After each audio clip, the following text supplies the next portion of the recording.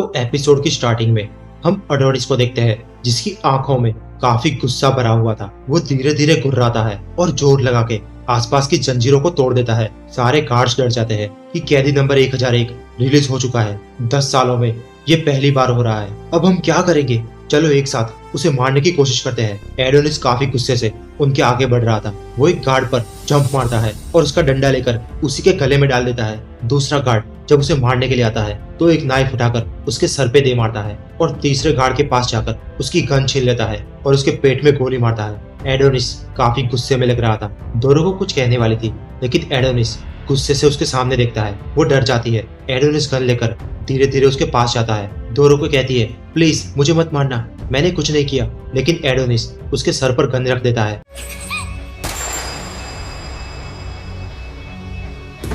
हम देखते हैं कि दोरो को नीचे गिरती है। उसके हाथों की जंजीर टूट गई थी। एडोनिस वहां से जाने लगता है। अब पूरे सेल में हड़बड़ी मच जाती है। सिक्योरिटी ब्यूरो में हम किसी लड़के को देखते हैं जिसे ऑर्डर मिल रहा था कि वो अपनी लेवल 5 की वेपन को यूज कर सकता है। ये सुनकर ये लड़का काफी खुश हो रहा था। वो कहता है कि तुम चिंता मत करो, मैं अपने हाथों से उसे अकेला ही मार दूंगा। ये लड़की कहती है कि मैजेस्टी के सामने तुम ऐसे बात नहीं कर सकते। लेकिन ये लड़का आके कहता है कि हाँ हाँ ठीक है, चलिए मैम फिर मिलते हैं। ये लड़की कहती है कि मेरे भाई के सामने इसकी हिम्मत कैसे हुई ऐसे बोलने की। लेकिन कैप्टन कहते हैं कि जाने दो, वो लड़का कोई आम इंसान नहीं है। वो दिखता हम जैसा है लेकिन वो इस एम्पायर का एक पुराना एग्जीक्यूटिव है। अब एक तरफ हम देखते हैं कि खून ही खून पड़ा था। मैनेजर वहां आता है और कहता है कि मैं तो मर गया, ये कैसे हो गया? ये प्रिजनर हमारी वजह से छूट गया है, पता नहीं इस दुनिया का अब क्या होगा। लेकिन मेरे अथॉरिटी लेवल से उस लड़की ने उस चैम्बर को खोल कैसे दिया? उस चैम्बर के अंदर तो डबल एस रैंक एक 10 सालों से बंद एक कैदी था।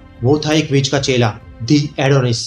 अब हम एडोनिस को देखते हैं जो कि एक स्पेल क्रिएट करता है। वो गन से एक गोली छोड़ता है और कहता है गाइन, और उसके ऐसा बोलते ही वो गोली बहुत ही बड़ी हो जाती है जो कि सामने वाली बिल्डिंग पर जाकर लगती है। एडोनिस कहता है तो फिर दुनिया तबाह करने का समय आ गया है। अब एक तरफ हम इस लड़के को देखते हैं जो कि सारी विचेस को मार चुका था। वो मैनेजर के सामने गन रखता है और कहता है कि मैं इन सारे कचरों को साफ कर देता हूँ, और धड़ धड़ धड़ तीनों को गोली मार देता है। दोरो को सोचती है कि ये सब मेरी गलती है, मुझे उसे रोकना चाहिए था। अब हम न्यूज में देखते हैं कि एक बड़ी सी गोली एक बिल्डिंग में जाकर लगी है। एडोनिस धीरे धीरे चल रहा था। वो सोचता है कि मैं जो कर रहा हूँ क्या क्लोई उससे खुश होती? नहीं, वो तो कहती कि बदला लेने से मैं वापस नहीं आ जाऊंगी। एडोनिस को देखकर आसपास के लोग भी डर रहे थे।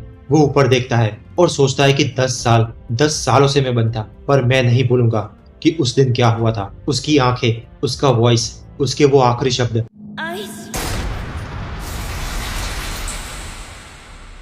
मैं भी तुमसे प्यार करता था क्लोई। अब एडोनिस एक स्पेल लिखता है जिसे सिटी के बीचों बीच एक बड़ा सा जायंट रोबोट समन होता है। वो आसपास तबाही मचाने लगता है और उसके एक हाथ में एडोनिस खड़ा हुआ था। पुलिस स्टेशन में एक पुलिस को कॉल आता है कि एक बड़ा सा जायंट आ गया है। पुलिस वाला कहता है कि अभी मजाक करने का टाइम नहीं है, एक जायंट वो भी सिटी में, क्या बकवास कर रहे हो? ये प्रैंक तुम किसी और दिन करना। लेकिन अचानक से ही पुलिस स्टेशन में एक कार आकर टकराती है। ड्राइवर कहता है कि सब खत्म हो गया, वो मॉन्स्टर बहुत ही बड़ा है। पुलिस वाला बाहर जाता है और ऊपर देखकर उसकी फटके चार हो जाती है। बाहर सच में एक बड़ा सा रोबोट खड़ा था जो कि बिल्डिंग्स तोड़ रहा था। सारे सिटीजन्स में अफरा तफरी मची हुई थी। एक छोटी बच्ची रो रही थी क्योंकि उसके पापा एक बिल्डिंग्स के नीचे दब गए थे। एडोनिस कहता है कि तुम्हारी तो खैर नहीं एम्परर गोथी।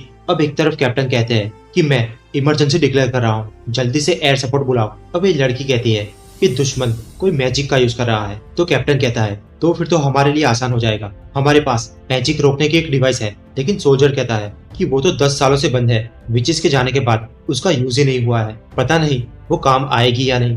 कैप्टन कहता है कि यूकी, मैं तुम्हारे हाथों में वो मशीन को छोड़ता हूँ, ये एक नेशनल इमरजेंसी है। अब एक तरफ एडोनिस काफी तबाही मचा रहा था। वो औरतें, बच्चे, किसी को भी नहीं छोड़ रहा था। बहुत सारे टैंक आकर उस पर फायर करती है लेकिन किसी का भी एम उस रोबोट पर नहीं लग रहा था। एडोनिस कहता है कि तुम सारे मरोगे।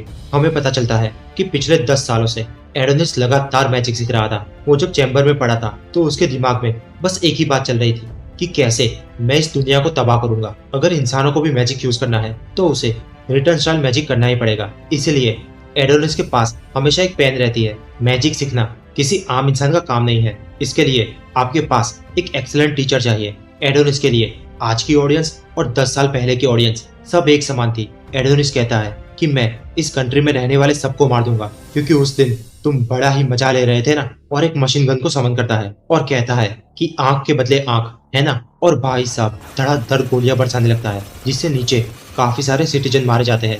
वो हंस के कहता है कि कितना सुंदर नजारा है ना क्लोई। लेकिन मुझे ये अच्छा क्यों नहीं लग रहा। तभी हम उस लड़के को देखते हैं जो कि कह रहा था कि टारगेट मेरी नजर में ही है। कैप्टन कंफर्म करता है कि ये एडोनिस ही है, उस लास्ट विश का चेला, और सारे प्लेन्स को ऑर्डर देता है कि जाओ उसे मार गिराओ। अब रॉबर्ट पर एक साथ मिसाइल से हमला होता है। सिटीजन्स आसपास भागने लगते हैं और कहते हैं कि अभी से मिसाइल मारी, अभी तो हम भागे भी नहीं है। एक तरफ एक लड़के की मां मर गई थी। वो कह रहा था कि मॉम मॉम आप उठ जाइए, और अचानक से उस पर एक बिल्डिंग गिरने वाली थी। लेकिन तभी दोरोका उसे बचा लेती है। वो कहती है कि सब मेरी गलती है, मैं उसे रोकने जा रही हूँ। अब एक तरफ एडोनिस पड़ा हुआ था और दूसरी तरफ हम किंग को देखते हैं, जिसकी तबीयत कुछ ठीक नहीं लग रही थी। रानी उससे कहती है कि तुम चिंता मत करो, बाहर सब ठीक है, हमारा साम्राज्य काफी मजबूत है। किंग कहता है कि तुम काफी दयालु हो, और खांसने लगता है। वो कहता है कि मुझे लगता है कि मैं मरने वाला हूँ, और अपने हाथ में खून देखता है। रानी तुरंत ही डॉक्टर को बुलाती है, लेकिन किंग कहता है कि नहीं, मैं ठीक हूँ, ये शायद उस भगवान का श्राप होगा, लेकिन मुझे कोई भी दुख नहीं है। मैंने साइंस को आगे बढ़ाने के लिए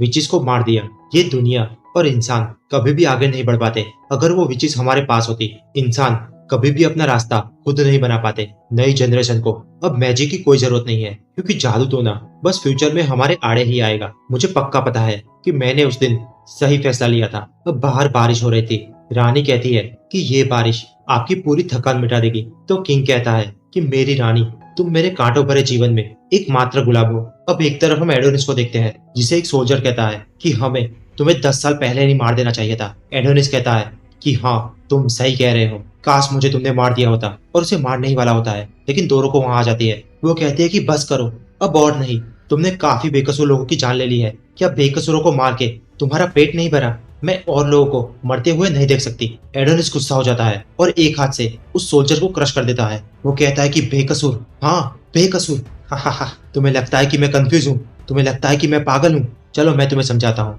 ताकि तुम्हारे दिमाग में कुछ जाए। रेडिया के लोग हो या कोई भी लोग हो, पूरी ह्यूमैनिटी मेरी दुश्मन है। मैं सबको मार दूंगा, चाहे वो कैदी ही क्यों ना हो। पर दोरो को कहती है कि क्लोई ये नहीं चाहती, वो तुम्हारे लिए बहुत खास थी। क्लोई मॉर्गन ये नहीं चाहती। पर एडोनिस उसका गला पकड़ लेता है और कहता है कि उसका नाम भी मत लेना। तुम्हारे जैसे कैदी को क्या पता कि वो कौन थी।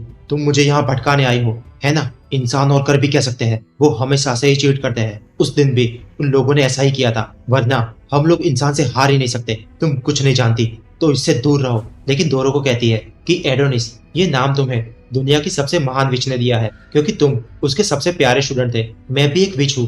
एडोनिस कहता है कि तुम एक विच हो।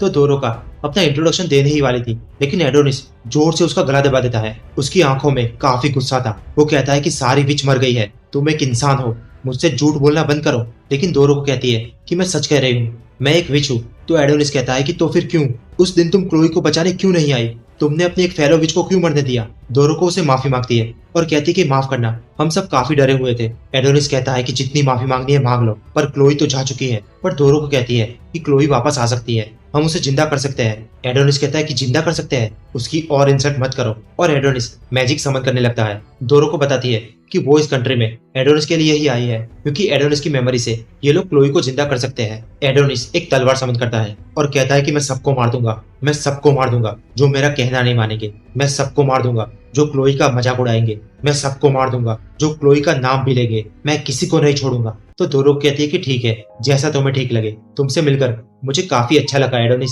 और मरने के लिए तैयार हो जाती है। लेकिन एडोनिस को उसके अंदर क्लोई नजर आती है। वो नीचे झुक जाता है और रोते हुए कहता है, क्या तुम सच कह रही हो? क्या हम उसे जिंदा कर पाएंगे? दोरोका कहती है कि हाँ, चलो मेरे साथ, तुम अब अकेले नहीं हो एडोनिस। और उसके सामने अपना हाथ बढ़ाती है, लेकिन अचानक से ही